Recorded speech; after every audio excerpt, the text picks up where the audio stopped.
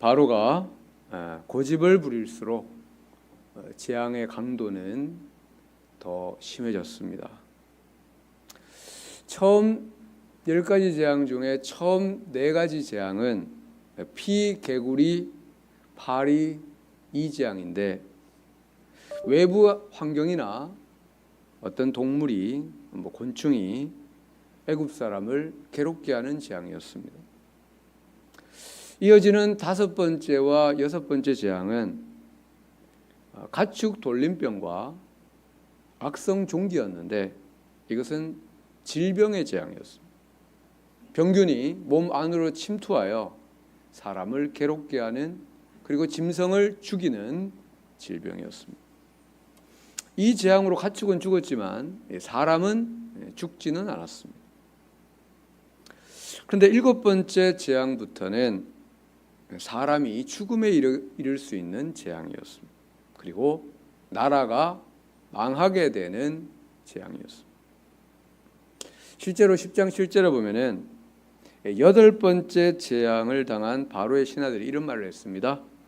왕은 아직도 애굽이 망한 줄을 알지 못하나이까. 나라가 망했다는 거죠. 13절 말씀 우리 같이 읽겠습니다. 여호와께서 모세에게 이르시되 아침에 일찍이 일어나 바로 앞에 서서 그에게 이르기를 히브리 사람의 하나님 여호와의 말씀에 내 백성을 보내라 그들이 나를 섬길 것이니라. 아멘. 히브리 사람의 하나님 여호와, 앞에서 많이 들었던 말씀입니다. 출애굽기에 5번 반복되고 있습니다. 내 백성을 보내라 그들이 나를 섬길 것이니라. 이것도 앞에서 계속 나왔던 말씀입니다. 출애굽기에서 7번 나오는 말씀입니다. 하나님은 바로에게 계속 똑같은 말씀을 전하고 있습니다. 명령을 하고 있습니다. 인간세에서는 한 사람이나 국가가 어떤 제안을 했을 때 그것을 수용하지 않을 경우에 뭘 하죠? 서로 협상을 하고 또 타협을 하고 양보를 합니다. 인간사에서는 당연한 일이고 또 그렇게 해야만 하는 것이죠. 그런데 하나님 말씀에는 타협이 없습니다. 하나님 말씀에는 양보가 없습니다. 뭐만 있습니까? 들은 자의 선택만이 있을 뿐입니다. 듣고 믿고 순종할 것이냐, 아니면 듣고 믿지 않고 불순종할 것이냐, 이 선택만이 있다는 것입니다. 믿고 순종하면 복을 받고 생명을 얻습니다. 시편 1편에 복 있는 사람의 주인공이 되는 것입니다. 그런데 믿지 않고 불순종하면 어떻게 됩니까? 바로처럼 되는 겁니다. 바로가 되는 것입니다. 14절 내가 이번에는 모든 재앙을 너와 내 신하와 내 백성에게 내려 온 천하에 나와 같은 자가 없음을 네가 알게 하리라. 모든 재앙, 온갖 재앙을 내리는데 마지막 남은 4가지 재앙을 이제 내리겠다는 겁니다. 지금까지의 재앙은 그래도 좀 힘들고 고통스럽고 아픈 거지만 앞으로의 4가지 이 재앙은 이 사람을 죽음으로 이르게 하고 나라가 완전히 망하게 되는 그런 재앙인데, 그 재앙을 예고하시면서 그 재앙을 내리시는 하나님의 목적을 말하고 있습니다. 온 천하에 하나님과 같은 자가 없음을 너에게 알게 하겠다. 바로만 아는 게 아닙니다. 천하 많은 사람이 알게 하겠다는 말씀입니다. 여러분, 모든 사람은 결국에는 이 세상의 창조주가 하나님이시며 하나님이 주인이라는 것을 결국에는 알게 됩니다. 어떤 이는 예수님을 믿고 구원받아 복을 받음으로써 하나님을 더 알고 천국에 들어가서 하나님을 알게 됩니다. 온전히 알게 됩니다. 얼굴과 얼굴을 대하여 보듯이 알게 됩니다. 근데 어떤 이는 하나님을 믿지 않고 재앙을 받아 죄의 저주를 받아 바로처럼 하나님을 아는 자들이 있다. 심지어 지옥에 떨어져서 하나님을 아는 자들이 있다는 겁니다. 성경에 그런 사람이 나오죠. 나사로와 부자에게 나오는 그 부자, 지옥 불가운데서 하나님을 알게 됐습니다. 여러분, 지옥에서 하나님이 계시다는 것을 안다는 것은 최대 비극입니다. 인생 최고의 비극입니다. 하나님의 뜻이 무엇입니까?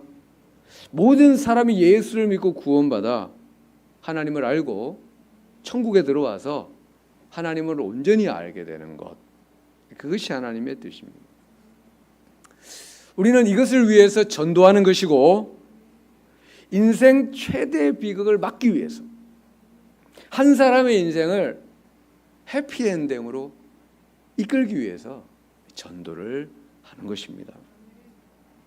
15절, 내가 손을 펴서 돌림병, 역병, 패스트, 돌림병으로 너와 내 백성을 쳤더라면 네가 세상에서 끊어졌을 것이나.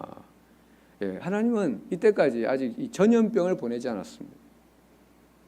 가축 돌림병은 보냈지만 이 사람 돌림병은 보내지 않았습니다. 만약 하나님께서 패스트와 같은 그런 전염병을 보내셨다면 너는 이미 세상에서 없어졌을 것이다. 사라졌을 것이다.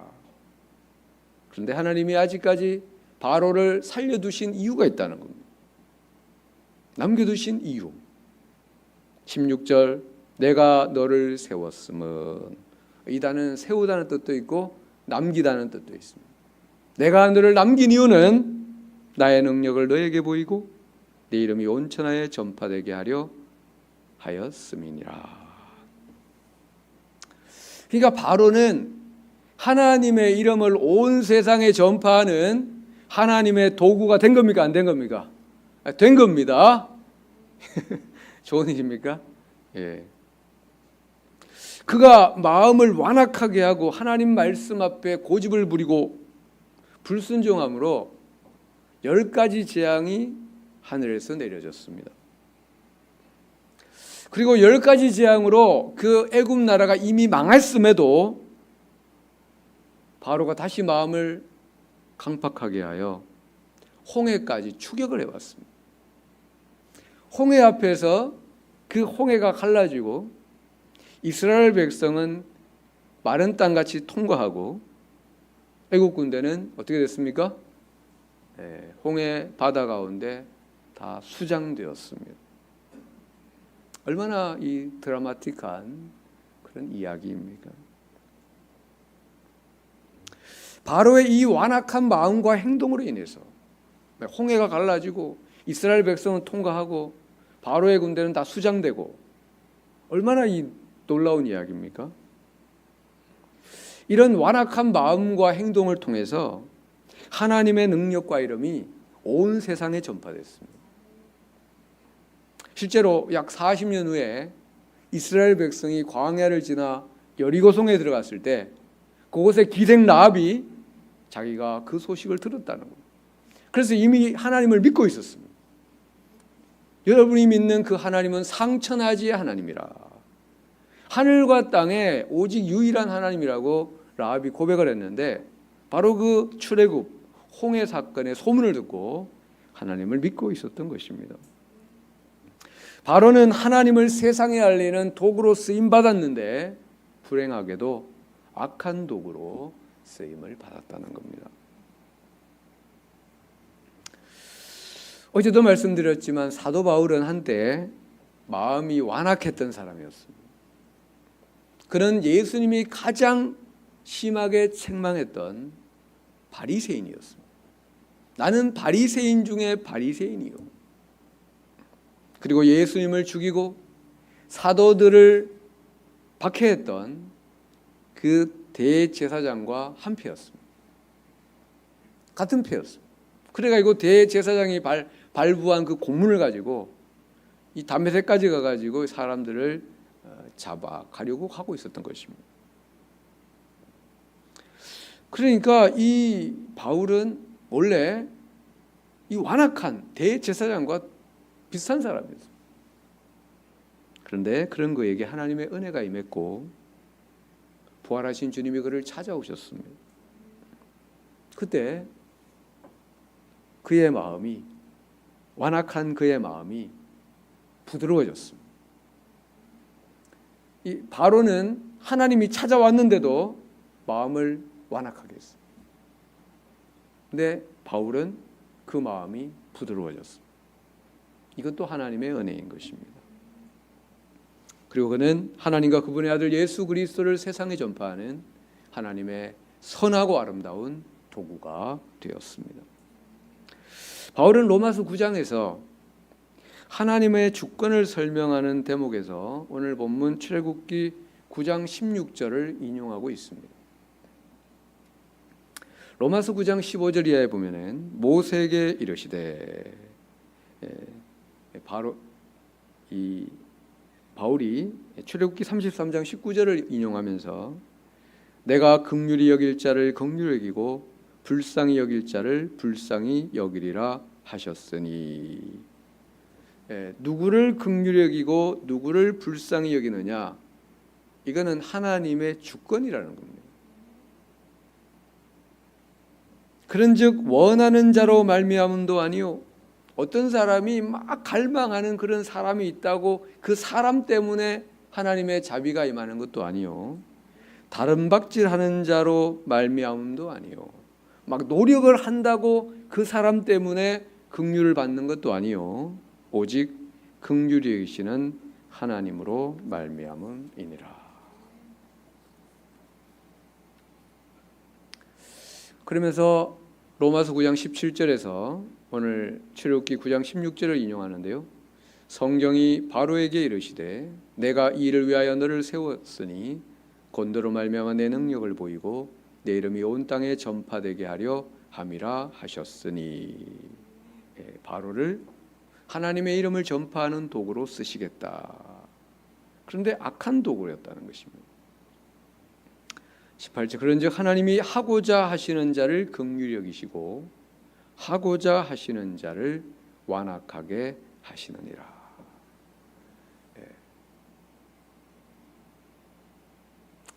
여러분, 하나님께서 어떤 이는 긍휼히 여기시고 어떤 이는 완악하게 하시는데 하나님의 주권이라는 겁니다. 바로는 하나님의 주권에 의해서 완악하게 되어 하나님의 이름을 전파하는, 온 세상에 전파하는 악한 도구가 되었는데, 근데 바울은 어떠냐는 거예요. 바울은 그는 하나님의 긍휼하심을 입어서 하나님의 이름을 온 세상에 전파하는 선한 도구로 쓰임을 받았습니다. 여러분, 사실 바울과 바로가 무엇이 다릅니까? 완악하게 하나님의 뜻을 대적했다는 면에서는 똑같은 사람이었습니다. 그런데 하나님께서 바울 역시도 바로처럼 완악한 사람으로 그냥 내버려 두실 수도 있는데, 하나님은 그를 찾아오셔서 그에게 긍휼을 베풀어 주셨습니다. 이 긍휼에 대한 바울의 반응이 있습니다. 고린도전서 15장 9절 이하에 나는 사도 중에 가장 작은 자라 나는 하나님의 교회를 박해하였으므로 사도라 칭함받기를 감당하지 못할 자니라. 자기의 과거를 기억하고 있습니다. 내가 얼마나 악하고 강팍한 사람이었는지. 그래서 나는 사도로 부름받았지만은 사도라는 칭함을 받을 수 없는 사람이다. 그러나 내가 나된 것은 하나님의 은혜로 된 것이니 내게 주신 그의 은혜가 헛되지 아니하여 내가 모든 사도보다 더 많이 수고하였으나 내가 한 것이 아니요 오직 나와 함께 하신 하나님의 은혜로다. 여러분, 하나님의 긍휼과 자비에 대한 바울의 반응은 뭐였습니까? 감사와 감격과 더 많은 수고였습니다. 여러분, 하나님 앞에서 마음을 완악하게 하신 적이 있습니까? 고집을 부리며 불순종의 길을 간 적이 있습니까? 하나님은 그런 우리를 내버려 두실 수도 있는데, 그런데 내버려 두지 않으시고 우리를 불러주시고 우리에게 긍휼을 베풀어 주셨습니다. 그러니까 우리는 바로가 된 게 아니고 누가 된 거예요? 바울이 된 겁니다. 우리를 바로처럼 그냥 내버려 둘 수도 있지만 하나님은 우리를 사랑하시고 긍휼히 여기셔서 우리를 바울처럼 불러주셨다. 우리를 하나님의 선한 도구로 쓰시고자 하신다는 겁니다. 여러분, 우리의 반응은 무엇입니까? 이런 하나님의 은혜에 대한 우리의 반응은 바울과 같습니다. 감사와 감격, 그리고 더 많은 수고라는 것입니다. 바울은 하나님의 부르심을 받고 참으로 많은 일과 큰 사역을 감당했습니다. 당시 지중해 주변의 전 세계를 다니며 복음을 전했고 가는 곳마다 교회를 세웠으며 그리고 그들을 돌보았습니다. 그리고 성경을 기록했습니다. 13권에 해당하는 성경을 기록했습니다. 이런 바울의 사역의 동력이 뭐였느냐? 어떤 힘으로 했느냐? 하나님의 은혜에 대한 감사, 감격, 그리고 그 사랑에 보답하고자 하는 사랑의 수고에 있었다는 겁니다. 하나님의 사랑을 경험하는 자는, 그 사랑을 깊이 체험한 사람은 주님을 위해 일할 수 있고 또 주님이 허락하신 그 사역을 감당할 수 있다는 말씀입니다. 18절부터 이제 우박 재앙이 선포가 되는데, 당시 애굽 땅은 그들의 죄 때문에 하나님의 심판에 직면하게 되었습니다. 근데 하나님께서는 재앙을 내리면서도 그들에게 살 길을 열어주셨습니다. 18절과 19절을 보면요, 18절과 19절, 내일 이맘때면 내가 무거운 우박을 내리니 애굽 나라가 세워진 그날로부터 지금까지 그와 같은 일이 없었더라. 이제 사람을 보내어 내 가축과 내 들에 있는 것을 다 모으라. 사람이나 짐승이나 무릇 들에 있어서 집에 돌아오지 아니하는 것들에게는 우박이 그 위에 내리니 그것들이 죽으리라 하셨다 하라 하시니라. 하나님은 우박이 떨어지는 정확한 시간을 알려주셨습니다. 내일 이맘때라는 것. 그리고 그들이 살 수 있는 방법을 알려주셨습니다. 사람이든 짐승이든 다 건물 속 안으로 들어오라. 그러면 산다는 것입니다. 여러분, 이게 뭡니까? 하나님이 알려주신 살 길, 이게 바로 복음인 것입니다. 기쁜 소식, 죽을 수밖에 없는데 살 길을 열어주셨다. 하나님이 원하시는 게 뭘까요? 애굽 사람들 다 재앙을 받아 죽는 게 하나님의 뜻이냐? 그게 아니라는 것입니다. 하나님이 원하는 것은 그들이 복음을, 말씀을 듣고 재앙 중에 구원을 받는 것이 하나님의 뜻입니다. 그들이 죽지 않고 사는 것이 하나님의 뜻입니다.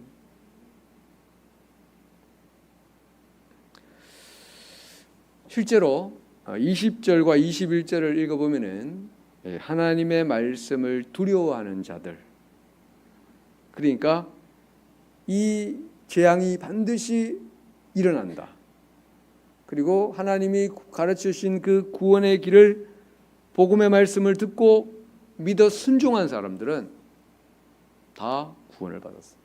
죽지 않고 살았어. 그런데 하나님 말씀을 마음에 두지 않고 그 말씀을 무시한 사람들은 다 우박의 죽음을 맞이하고 말았던 것입니다.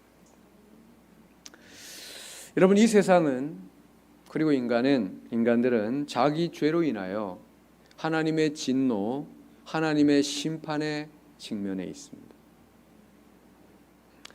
그들의 불의와 불경건으로 인해서 하나님의 진노가 그들에게 내려지게 되었다는 겁니다. 근데 하나님께서는 세상을, 그런 인간을 사랑하셨습니다. 그래서 독생자를 주셨고, 그 독생자께서 우리의 모든 죄를 대신 지시고 하나님의 형벌을 받으셨습니다. 그리고 구원의 길을 알려주셨습니다. 어떻게 하면 구원을 받느냐? 어떻게 하면 하나님의 진노와 하나님의 재앙으로부터 구원을 받느냐? 뭡니까? 주 예수를 믿으라는 겁니다. 주 예수를 믿어라. 그리하면 너와 내 집이 구원을 받으리라. 또 어떻게 하라는 겁니까? 예수님을 너의 구주로 영접하라. 영접하는 자 곧 그 이름을 믿는 자들에게는 하나님의 자녀가 되는 권세를 주신다. 하나님의 자녀, 예수님을 믿으면 재앙으로부터 구원을 받을 뿐만 아니라 하나님의 자녀가 되며 하나님의 영원한 상속자가 된다고 하신 겁니다. 여러분, 우리는 이 하늘에서 전해준 복음의 말씀을 듣고 하나님의 자녀가 되었습니다. 이제 우리가 해야 될 일은 뭘까요? 복음을 전하는 겁니다. 예수님의 증인이 되는 것입니다. 그래서 저들이 복음을 듣고 예수님을 믿게 하는 것입니다. 믿고 안 믿고는 사실 우리에게 달린 게 아닙니다. 그들에게 달려 있습니다. 더 나아가면 하나님께 달려 있습니다. 우리는 기도하고 사랑하고 전하는 것뿐입니다. 이 사명을 감당하는 우리 모든 성도, 우리 교회 되기를 주의 이름으로 축원합니다.